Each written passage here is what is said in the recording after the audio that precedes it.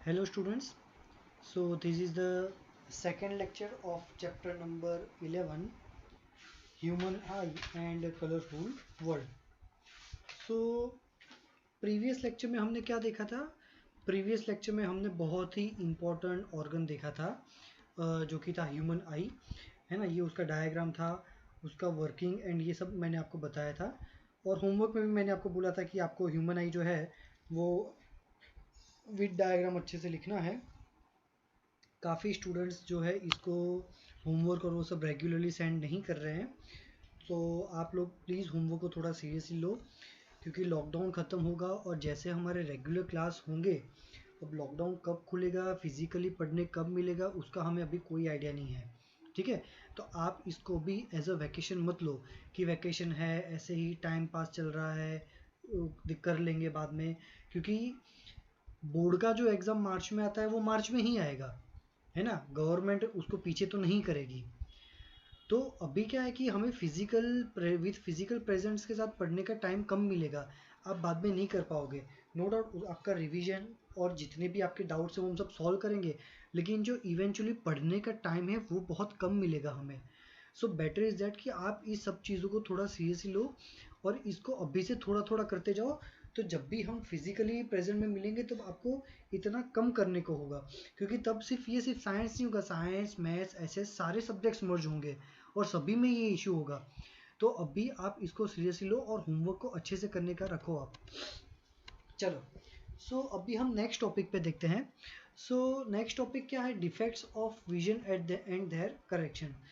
What kind of defects can occur in our human eye. चलो, तो पहला defect है, अच्छा, defects are also very important. मैंने आपको पहले ही बोला था कि ह्यूमन आई जो है वो हर ऑल्टरनेट एग्जाम में प्रोबेबली पूछते ही पूछते हैं। तो बाकी के बीच बीच के ईयर में क्या पूछते हैं? ये डिफेक्ट्स, तीन में से एक डिफेक्ट तो 99% वो एग्जाम में पूछते हैं और पूछते ही हैं, है ना। तो ये डिफेक्ट्स अभी से मैं आपको होमवर्क दे देता हूँ कि तीन में से ये तीनों के तीन डिफेक्ट, तीन टाइप के डिफेक्ट है। हम स्टेप बाय स्टेप उसको अच्छे से पढ़ेंगे। तीनों के तीन डिफेक्ट आपको विथ डायग्राम एक एक बार होमवर्क में लिखना है। ये आपका होमवर्क हो गया, मैं पढ़ाने से पहले ही बता रहा हूँ, मतलब कि ये कितना इंपॉर्टेंट होगा वो आप समझ सकते हो। चलो, पहला है myopia. The first disease is known as a myopia और नियर साइटेडनेस। ठीक है, मायोपिया या फिर नियर साइटेडनेस। अब देखो, नाम से ही आपको याद रखना है कि नियर साइटेडनेस से मतलब दूर की चीजें नहीं देख पाओगे, है ना। नियर साइटेडनेस में क्या होगा? दूर की चीजें नहीं दिखेगी, तो क्या दिखेगी? पास की चीजें। चलो, myopia is a defect of vision in which a person can see near by objects clearly but can not see distant object clearly. जैसे मैंने आपको पहले बताया कि नियर साइटेडनेस है मतलब दूर की चीजें नहीं दिखेगी और पास की चीजें दिखेगी। बिकॉज क्यों? तो देखो, ये आपकी मायोपिक आईज है, मतलब ऐसी आई है जहाँ पे डिफेक्ट होता है। ये ऐसी आई है जिसमें मायोपिक नाम का डिजीज है। अब हमने क्या देखा था कि नॉर्मल आई में सारे रेज कहाँ मर्ज होने चाहिए? यहाँ पे रेटिना पे मर्ज होने चाहिए, लेकिन यहाँ पे देखो रेटिना पे मर्ज नहीं होते, आगे मर्ज हो रहे हैं, मतलब कि ये एक टाइप का डिफेक्ट है। मतलब इसकी फोकल लेंथ जो है वो कम हो गई है। एक्चुअली फोकल लेंथ यहाँ से लेके यहाँ तक होनी चाहिए थी। फोकल लेंथ किसको बोलते हैं? कि पैरेलल रेज जहाँ पे मर्ज होते हैं, जितने डिस्टेंस पे मर्ज होते हैं उसको फोकल लेंथ बोलते हैं। तो यहाँ पे मर्ज होने चाहिए थे, तो इतनी फोकल लेंथ होनी चाहिए थी, पर फोकल लेंथ इतनी नहीं है, little bit it is a decreased. So to correct this defect we have to increase the focal length, that's why we have to add the convex lens over here, है ना। यहाँ पे sorry, concave lens यहाँ पे हमें add करना पड़ेगा। चलो, बिकॉज रीजन लिखा है यहाँ पे कि क्यों ये डिजीज होता है। Because image is form in front of the retina. Retina के आगे जो है, यहाँ पे जो है मर्ज हो रहे हैं सारे रेज, इमेज हमारी यहाँ बन रही है इंस्टेड ऑफ द रेटिना। अब ऐसा क्यों होता है? ऐसा तो आई में क्या होता है कि रेज जो है वो यहाँ पे मर्ज होती है। तो यहाँ पे आपको कुछ रीजंस दिए हैं। These reasons are very important. Reason लिखने के मार्क्स होंगे, अगर ये रीजंस नहीं लिखोगे और 3 मार्क्स का क्वेश्चन है तो डायरेक्टली 1 मार्क्स कट हो जाएगा. दिस में due to increase in curvature of the eye lens, है ना. आई लेंस का जो कर्वेचर होता है, कर्वेचर मतलब उसका सर्कुलर पार्ट, ये सर्कुलर पार्ट उसमें इंक्रीज होने की वजह से, और दूसरा increase in the length of the eye ball. तो ये आपके दो रीजन है कि जिसकी वजह से ये डिफेक्ट होते हैं, है ना. क्या क्या रीजंस है, चलो. अगर टेक्स्ट बुक के वर्ड में देखें तो ऐसा लिखा है कि excessive curvature of the eye lens and elongation of the eye ball, है ना. तो यहाँ पे एक्सेसिव और एलोंगेशन ऐसे वर्ड जो है टेक्स्ट बुक में यूज किए हैं. We will always prefer our text book. Text book हमारी भगवत गीता है, ऐसा ही मानना है. उसमें जो वर्ड्स लिखे हैं वही वर्ड्स हमें वहाँ पे लिखने हैं. यहाँ पे ये वर्ड इसीलिए यूज किए हैं ताकि स्टूडेंट्स को समझने में थोड़ा इजी रहे, है ना. वहाँ पे एक्सेसिव और एलोंगेशन ऐसे वर्ड यूज किए, दोनों का मीनिंग यही होता है कि इंक्रीज होना. ठीक है, चलो. अब it can be corrected bye a suitable concave lens. ठीक है, अब यहाँ पे डायग्राम दिया हुआ, ये मैंने यहाँ पे उतना ही कंटेंट लिया है जो बहुत ही इंपॉर्टेंट है और जिसको पढ़ के आप पूरी थियोरी को इजीली समझ पाते हो. That means only selected and important points are covered over here. आपको एग्जाम में ये नहीं लिखना है. This is only for understanding purpose and only for the clear diagram. आपको क्या करना है, आपको पढ़ना तो टेक्स्ट बुक ही है, आपको डायग्राम ड्रॉ करनी है टेक्स्ट बुक की ही. समझ में आया. आपको थियोरी मटेरियल लिखना है टेक्स्ट बुक का ही. टेक्स्ट बुक में जो है उसका 70% मैंने यहाँ पे लिख दिया है, 30% जो है वो बहुत ही इजी लैंग्वेज में है और वो आप पढ़ोगे उतने में समझ में आ जाएगा, है ना. सो आपको पढ़ना भी टेक्स्ट बुक है, आपको लिखना भी टेक्स्ट बुक है, और आपको होमवर्क में जो करना है वो भी टेक्स्ट बुक में से ही लिखना है, एग्जाम में भी टेक्स्ट बुक मटेरियल ही लिखना है. ठीक है, चलो अभी हम हमारे नेक्स्ट टॉपिक पे जा रहे हैं, हाइपरमेट्रोपिया और फार साइटेडनेस. ठीक है, चलो. हाइपरमेट्रोपिया और फार साइटेडनेस में अब देखो, मैंने जैसे ही बताया कि फार साइटेडनेस है तो नाम से ही पता चल जाना चाहिए कि क्या होने वाला है. फार साइटेडनेस है मतलब हमें नजदीक की चीजें नहीं दिखेगी, है ना. नजदीक की नहीं दिखेगी तो क्या दिखेगी, दूर की दिखेगी. Hypermetropia is a defect of vision in which a person can see distant object clearly but cannot see nearby object clearly. क्यों, तो नॉर्मल आई में जो इमेज है वो रेटिना पे बनती है, लेकिन यहाँ पे रेटिना से पीछे मिलती है.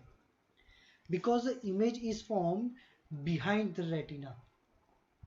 ठीक है, तो क्यों होता है, ये होता है. अब क्यों ऐसा होता है उसका रीजन, दिस में due to decrease in curvature of eye lens and decrease in the length of the eyeball. मतलब अगर टेक्स्ट बुक की लैंग्वेज में बोला जाए, the focal length of the eye lens is too long और the eyeball has become too small. ठीक है, चलो. तो वहाँ यहाँ टेक्स्ट बुक में जो लिखा है उससे थोड़े मॉडिफाइड किए हैं, लेकिन आपको टेक्स्ट बुक को ही फॉलो करना है. It can be corrected by using a suitable convex lens. तो यहाँ पे हमने कॉन्वेक्स लेंस भी लिखा ड्रॉ किया हुआ है. कॉन्वेक्स लेंस से आप ये जो ज़्यादा फोकल लेंथ होगी उसको कम कर सकते हैं.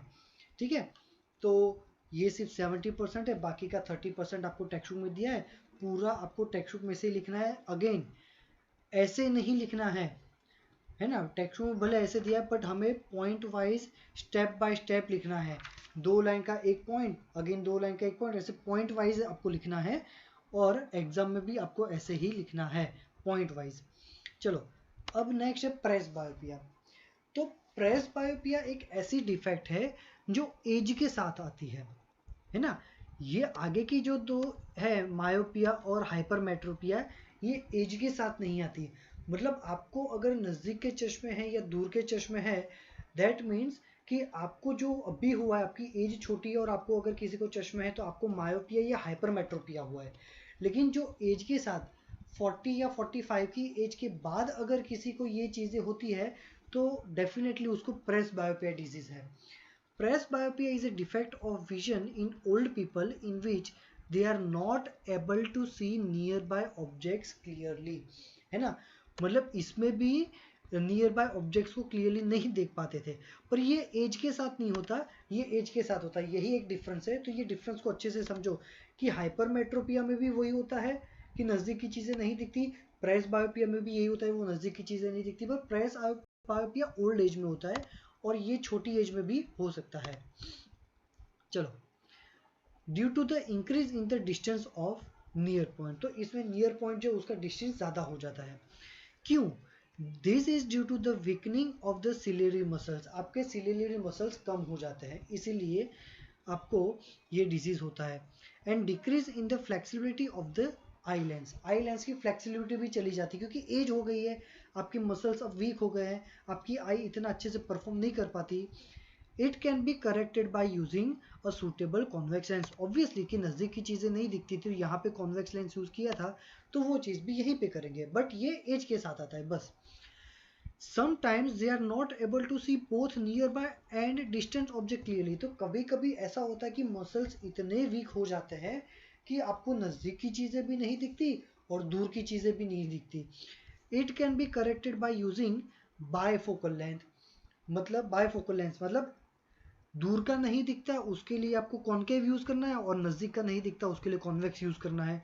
तो उसके लिए ऐसा एक लेंस होता है कि जिसमें दोनों लेंस होते हैं, उसको बाय कॉन्केव लेंस बोलते हैं।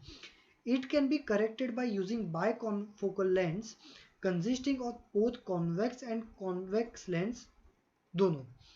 Upper part, this one is very important, the upper part is a concave for correction of distant vision and the lower part is a convex for the correction of near vision। तो नीचे वाले part में देखो, आपके घर में कोई old age के आपके ग्रैंड पा या ग्रैंड माँ हो ना, तो उनके चश्मे लेके कभी ऐसे लाइट की तरफ देखना, तो आपको क्लियरली दोनों लेंसेज दिखेंगे। तो नीचे का जो लेंस होता है ना वो कॉन्वेक्स होता है, क्यों? क्योंकि नीचे वाला लेंस जो होता है उसका यूज़ तभी करते हैं जब हमें कोई चीज़ें पढ़नी होती है, इसलिए वहाँ पे नज़दीक की चीज़ें देखने का मैटर आता है। In this case we have to use convex lens, क्योंकि कॉन्वेक्स लेंस इसी डिफेक्ट के लिए यूज़ होता है कि जहाँ पे हम नज़दीक की चीज़ें नहीं देख पाते, है ना। टेक्स्ट बुक में प्रेस बायोपिया अच्छे से दिया हुआ है, आप उसमें से पढ़ना, ठीक है। तो अभी ये आपका होमवर्क हो गया कि आपको ये तीनों के तीन डिजीज़ अच्छे से पढ़ने हैं, अच्छे से लिखने हैं बाय टेक्स्ट बुक, और पॉइंट टू पॉइंट इसको लिख के समझना है विथ नेसेसरी डायग्राम। इसकी डायग्राम कोई ड्रॉ नहीं करेगा, इसमें दिया हुआ है वो कोई नहीं लिखेगा। You have to write all the words of text book, और वो भी पॉइंट वाइज। यहाँ पे मैंने दो दो डायग्राम दिए हैं, बट टेक्स्ट बुक में हर एक केस के तीन तीन डायग्राम दिए हैं। नो डाउट कि प्रेस बायोपिया में कोई डायग्राम टेक्स्ट बुक में नहीं है और हमें ड्रॉ भी नहीं करना है, ठीक है। सो आज के लेक्चर में इतना ही रखते हैं, है ना। आपको टेक्स्ट बुक में जो वो लिखना है अच्छे से पढ़ना, बहुत ही इंपॉर्टेंट कंसेप्ट है, तीन में से कोई एक ऑलवेज एग्जाम में आता है और आता ही है ना। तो मैंने बोला था 70% तो टेक्स्ट बुक का मटेरियल कंटेंट मैंने यहाँ पे दिया हुआ है, 30% इज रिमेनिंग। 30% को अच्छे से पढ़ो, और पढ़ने के बाद अगर कुछ भी नहीं समझ में आया, you can ask me in the WhatsApp section. Thank you.